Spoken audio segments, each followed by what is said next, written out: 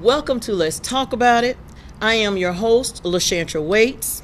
Pastor Eric is not here with me today, but today I have a very special guest. I am so excited about my guest today.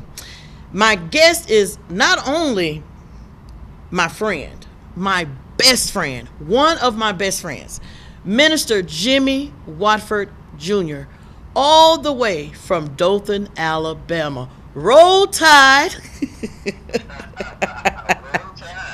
Before we get started, I have Minister Jimmy via phone. Before we get started, I'm going to have him to lead us in to open up in prayer. Minister Watford?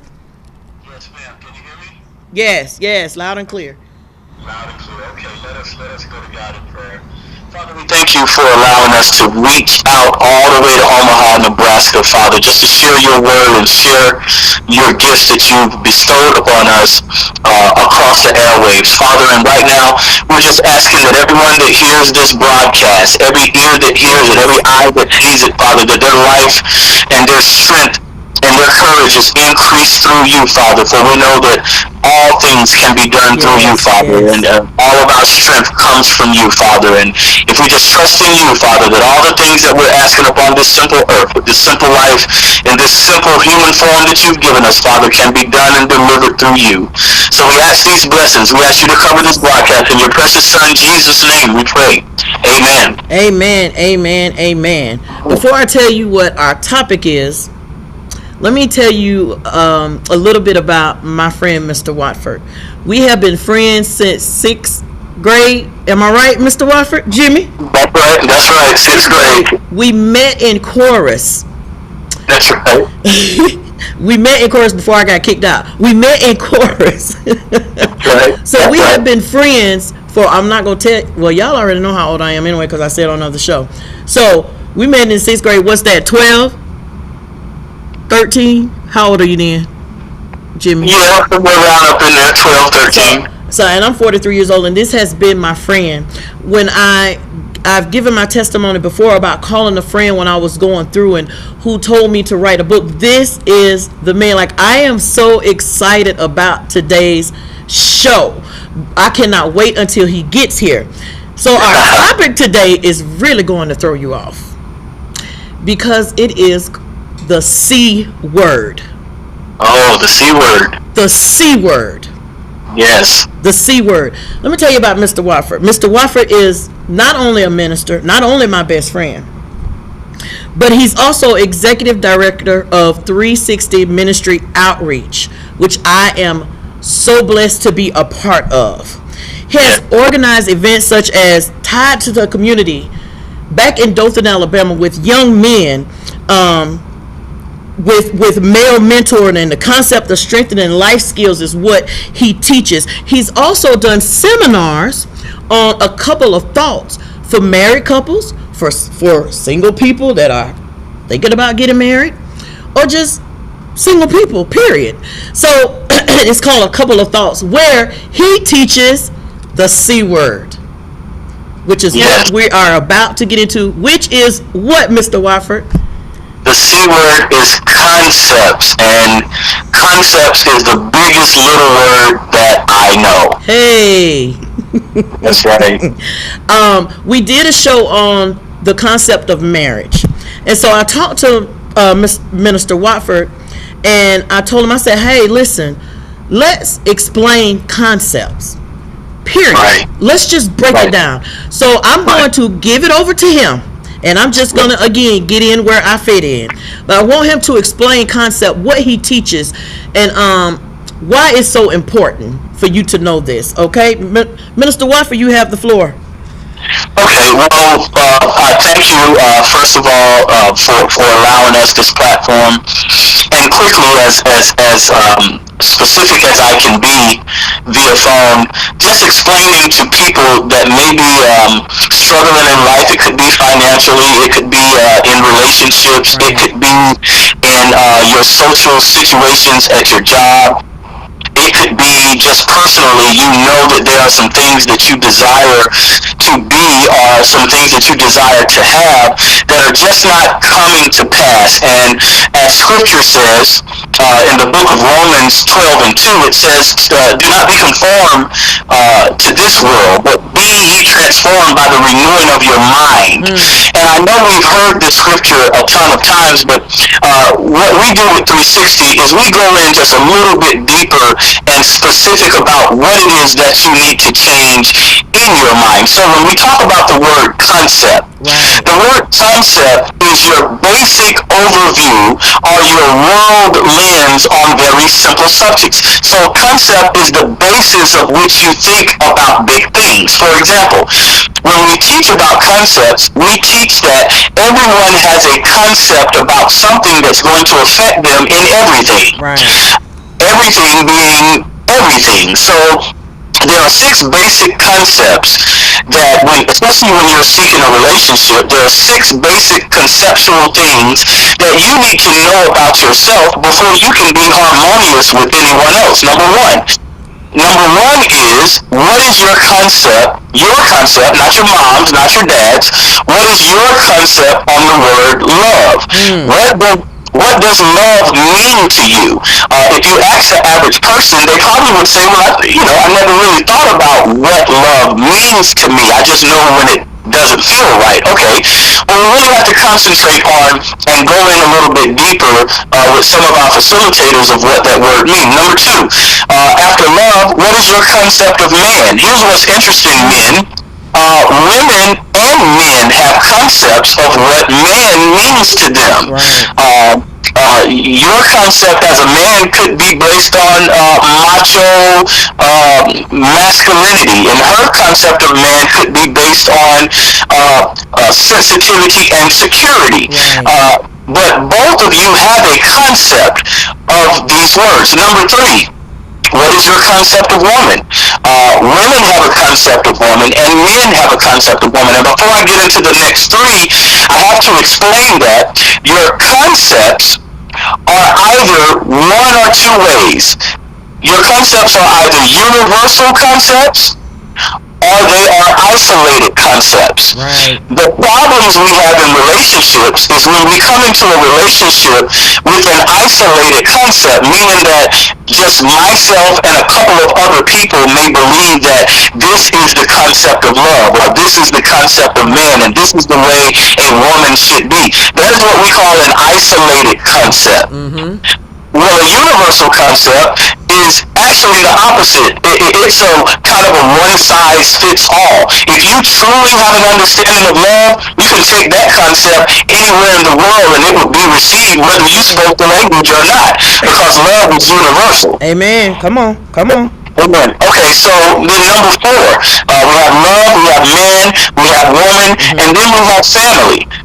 LaShantra and I, we both come from a pretty good sized families. My mother had 13 brothers and sisters, and so I have a lot of aunts, a lot of uncles, a lot of cousins, a lot of great nieces and nephews, and all types of stuff is happening. And so my concept of family may differ from someone that has a small family. Right? And so why is this important? This is important because once you start fussing about your girlfriend's loud cousins coming to the house all the time because you come from a small family, it's not a lot of noise, and she's trying to figure out why you tripping about my Uncle Buck. You ain't got no Uncle Buck. No, you don't. You don't have an Uncle Buck because you come from a small family. So your family concept, it will be different from hers. And then next after family, we have the concept of marriage. And we would think that since the Bible is very clear on it, and the ceremonies of matrimony are pretty much universal ceremonies, that everyone has the same concept of marriage. But unfortunately, everyone does not have the same concept of marriage. So when God was giving me this, he told me that number 1, which was love, and number 6, which I'm about to give you, are 2 of the most important ones, and they fix all the rest of them in the middle. So the last and one of the most important concepts you need to know about yourself, again, before getting with somebody else, is your concept of problem solving. Wow. You have to know how you solve problems. And then, check this out, Lacentra, you have to know if whether your concept of solving problems is isolated Or universal. or universal. Because just because you're accustomed to just packing your stuff and leaving when, when it get hot in the room, that doesn't mean that someone else, is just going to go with that. Like, no, let's sit down and talk. That's what my mom and dad did, or that's what my family did, right? And that's my concept. Right. And so we have to be aware of these concepts. Right, right. It's very important. So that doesn't mean that one is right and one is wrong. They're just different. Well, yes, it means that one is your concept, you're talking about in relationships, and one would be the other's concept. So, watch this. Number one, I love this person. I want to be with this person. I like the way they look. I like the way they work. I like the way they dress. I like the way we feel around one another. Okay, but our man concepts aren't matching up. He's on the couch playing PlayStation, and I'm going to work. Right, right. I don't know about that. I don't know. That's not right. Right. And it's not that he doesn't have education. He's very educated. That's another thing that attracted me to him. But somewhere he got off my man concept train, and I need to figure out how to get him back on my man concept train. The only way you're going to be able to do that, watch this, Central, is to go back to number 6. How do you solve this problem? Because if this man also loves you, he's going to have to be willing to give you what your concept is, or at least meet you 90-something% of the way. Right, because he knows what to expect. He knows what you expect. That's right. Only if you've communicated it to him. Only if you've approached it the right way and said, hey, this is something in my man concept I cannot live without. Well, see, we don't talk like that. We don't. That's a problem. That is a major problem amongst people in general. We don't.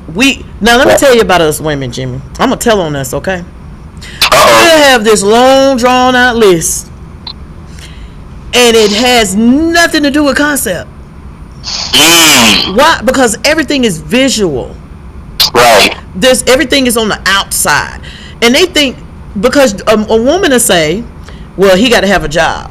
Just because he got a job don't mean he go pay any bills. That's right. You see what? Yeah, just because he has a job doesn't mean he go pay any bills or give you any money or help around the house. So you really have to be specific. But I have a question. Yes, ma'am. How can you tell if you have a universal or an isolated concept? Is there a test you can take? How do you know? Well, let's go back. I would say the test and the litmus, the measure, is knowing what Christ told us to do as man and woman. If you're not measuring what you're doing against the principles of Christianity or the principles of just universal studies of religion, then you're kind of on an isolated path already. So here's when we get off track. We get off track when we are doing something. Here's what's interesting, Central. Most of us know when our concepts are isolated. We know it. We just want to see if we can get someone to conform to it. If we can get someone to give us the way we want it and how we want it, if you can find that foolish person that's going to just let you walk all over them and do whatever, right? We know. But you should expound. Let me answer your question. You should really expound your conversations with people. You should expound the caliber of friendships that you have. You want to be around people that you see that are doing it right, that have something that you know you do not have, that exemplify characteristics and a vocabulary and a love for people that you don't exemplify. You should hang over. You should witness men. You should see what men are doing for your friends' relationship or their marriage and say, you know what, that's a great man concept. But first, you got to look at what you think about man or woman and then ask yourself, where did I get this concept from? Where did this come from? Because if your mom and dad fought every day, guess what you're going to think a relationship is? Fighting every day.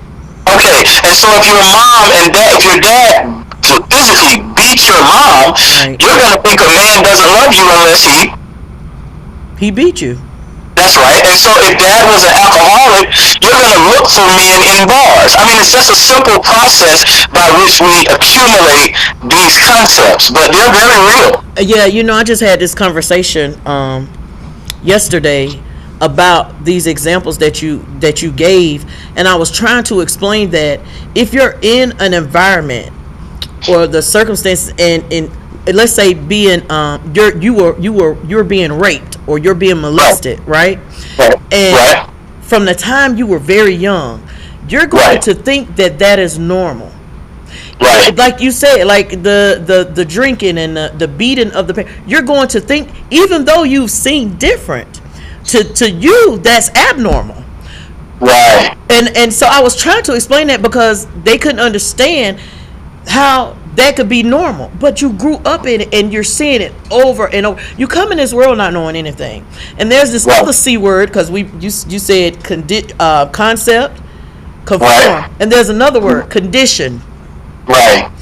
Because it's almost like being conditioned, because you're seeing the same thing over and over, and if you keep seeing and doing and hearing the same thing over and over again for years, of course Right. it's going to be normal to you, even if you Right. step outside the box. Right. Everybody Right. else is messed up, Right. but you're normal in your Right. mind. So now you Right. have to be reconditioned. Now you're gonna have to and that's hard, because it's years of stuff embedded in you. But it's very Well- important to know your concepts on Well, everything. it's difficult to recondition and reprogram, and as Romans 12 and 2 says, to renew your mind when you're around what has shaped and formed your mind. Therefore, in definition, the word renew means to resume after. Watch this, to resume after an interruption. So a lot of times your life itself is an interruption to the true version of yourself that you're actually supposed to be. The way your parents, because they were dysfunctional and they never grasped a strong hold of their concepts, and here they are trying to teach a kid something that they never learned. So you have to renew your mind. You have to resume normal activity Right. after the interruption of what your life has been. Just because you were in a household doesn't mean that household operated on a level of normality. And so, therefore, that's why I always encourage people to find someone that is a good Christian, a strong Christian in the Word, that can give you these scriptures and let you understand. Like Isaiah 43:18 says, "Do not call to mind the former things or ponder things of the past." I don't have to wonder if once I get this new mind through Christ, once I get this new mind through interacting with people that are good people that are living the way I know they're living the way they should be living. I know they're living the way I would like to live because I went to their house. I saw how respectful their children were. I saw how the wife brought the husband a plate of food, and she wasn't tripping and rolling her neck and popping her hands, telling her, "You go on there beating her head because it's itching, and go in there and get your own plate of food." I've seen a woman submit to a man, and I've also seen a man submit to a woman. So when you're around the right thing, it feels good. That's how you know you're in a universal concept versus an isolated concept. Yes. So let me ask you another question. Why is it important to why are these 6 concepts important in life, pertaining to your life? Why is this so important? And that's a good question. Here's the answer, LaChantra. Everybody loves something. That was the first one we said. I spoke at a prison here in Alabama, and I spoke to 110 men, grown men, and I told them these same things, the concepts, and they kind of laughed when I started off with the word and stuff. But I explained to them, I said, I know you think I'm a little weak or coming at you weak because I used the word love in a prison full of men that have probably done some hardcore things to get here. I said, but let me explain something to you. Every one of you loves something. You know how I know? Because you're in here. Come on. Yeah. And so your concept of love was isolated because it got you locked up. And so before you leave here, and I tell these men and women everywhere I go, you really need to work on your concept and figure figure out and study what universal concepts look like, feel like, and sound like. So love, those were men that I was talking to in the prison. So I found it necessary to give them my spiel on manhood. I was raised with my father. I asked them, as I asked young men and I asked young women, everybody in here that was raised with their father, raise your hand. Most people these days in Central do not raise their hand. Nope. Could you raise your hand? Could Pastor Jay raise his hand? You know, and it's just three of us. But I was raised with my father. Out of us three, I was raised with him. Same house, same. So that's going to impact my concept of what man is, right? So that's important. Woman, how women treat women and how men treat women is going to come from their concept of woman. These things are valuable tools and assets in how you see the whole entire world. Your problem solving. You know, it's a lot of men that run out because they can't handle the responsibility. But I've learned in court, it's a lot of women that run out because they can't handle the responsibility. So, you know, these are God gave me this. I'm not smart enough to have come up with this stuff right here. So it was given to me by God, and He said that the reason that most people are not getting along is not that they don't love one another. They do love one another. It's those concepts in the middle. So and that makes sense. So let me ask you another question. You talked about going to the prison to speak, but you also work in the schools with the children. Yes, ma'am. Urban domestic specialist. You bet I am. Which is, by the way, one of my titles. Urban domestic specialist. And I know as an urban domestic specialist, when I speak and when I deal with people, I always, we function by the 3 R's. Right. And that is relate, respond, resolve. And resolve. That's right. We meet people where they are. Now, let me ask you a question. Okay. What's the difference in dealing with children and adults?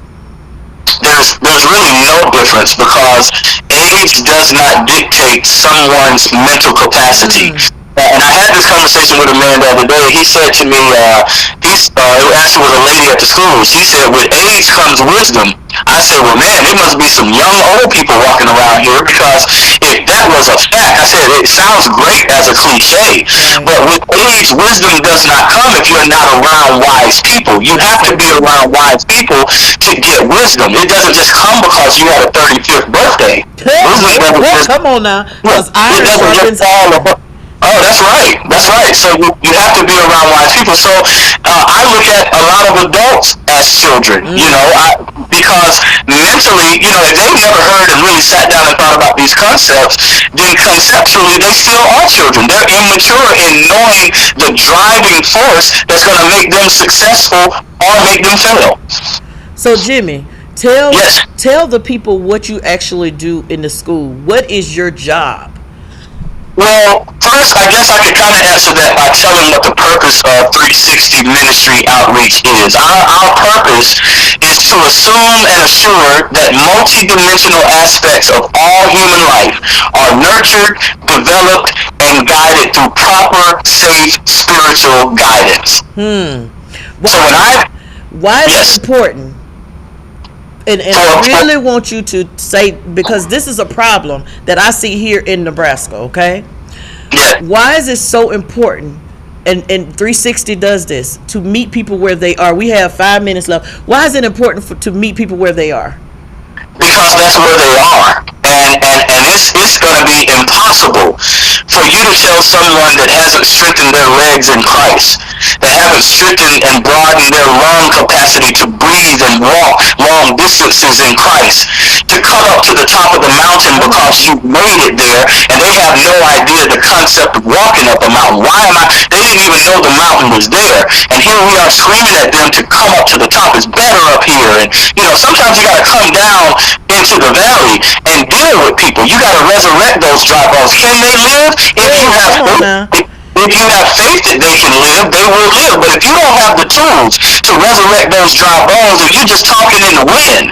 So it is critical that you meet people where they are. One, in the aspect of relating, I need people to know, what it is that you're going through. I can't talk to you about a swimming pool problem you got when I think think you got a sink problem in your bathroom. So I could be actually coming at you with the wrong scripture, the whole wrong demeanor, trying to assess and analyze what's wrong with you when I have no idea. So once I know what's wrong, then I can respond to what's wrong. You don't have any food, you don't have a job, you don't have clothes, you don't have lights on.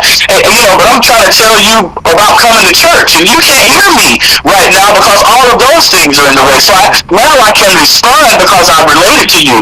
And once I've responded, then I can resolve the situation, because a true Christian wants to resolve the problems that people are going through. I don't just want to show you how big my Philocrates is, as Jesus mentioned about the scribes and Pharisees. I don't need to tell you how much scripture I know. That may not even be important right now. It's important that I know it, but it's not important to you that I know it. You just need the bills paid. You need your kids to go to school on time. So that is why it's critical that we meet people where they are. All right. See, this is why he is my friend. I said earlier, iron sharpens iron, and he talked about being around people. This is why I stay around him, and I stay around Pastor Eric. When you're around people of greatness, because my friend Minister Jimmy Watford, we come from the same background. Like, we come from the hood. We come from the hood. Exactly. We come from the hood. We're from the hood. We call it the bottom, actually. The backward bottom. That's right. Bottom. But Jimmy, Minister Jimmy Watford, the executive director of 360 Ministry Outreach. Minister Watford, can you give him your web address? Yes, they can go on www.360ministry.weebly, that's WEEBLY.com. Yes. Let me tell you, the last time I went home, I believe, one time I went home, I was with Jimmy for one day. One day I was with him, and I met the mayor. I went to like 3 meetings and an interview at the radio station that he had to do. He told me, put your Jesus sandals on and come out the hills, because he actually worked. Well, Jimmy, we got 1 minute left. Minister Watford, I keep calling you Jimmy because I'm so used to it. We have 1 minute left. I want to thank you so much for being a guest, and I can't wait to get you here so you can be live in the studio with me. I appreciate you so much. I will have you on again. Yes, have you back maybe one more time before you come with me and Pastor Eric, but I appreciate you so much. Is there anything you want to say before we go? Hey man, I want each and everyone within the sound of my voice and the sound of your voice that's listening to this show, that will replay it to their families, because we might have been talking a little fast. What do you say about love? I want you to really think about whether your concepts of these 6 things are isolated concepts or universal concepts. The reason that people always are talking about you at your job isn't because everywhere you go people are hateful. It could be that you're carrying some very isolated concepts and trying to force them into people's lives. So this is critical that we understand and get ourselves right in our Christian walk. People are not just isolating you because the way you dress or what church you went to or the way your car works on. So we got to work on the whole person. Going to church is not going to make you the whole person that you need to. Just reading the scripture is not going to make you the whole person. You got to exercise some of this stuff. So I really appreciate you guys having me on. God bless you, and whenever you need me, call me. All right. Thank you, Minister Jimmy. Thank you guys for tuning in. Let's talk about it, and we'll see you the next time.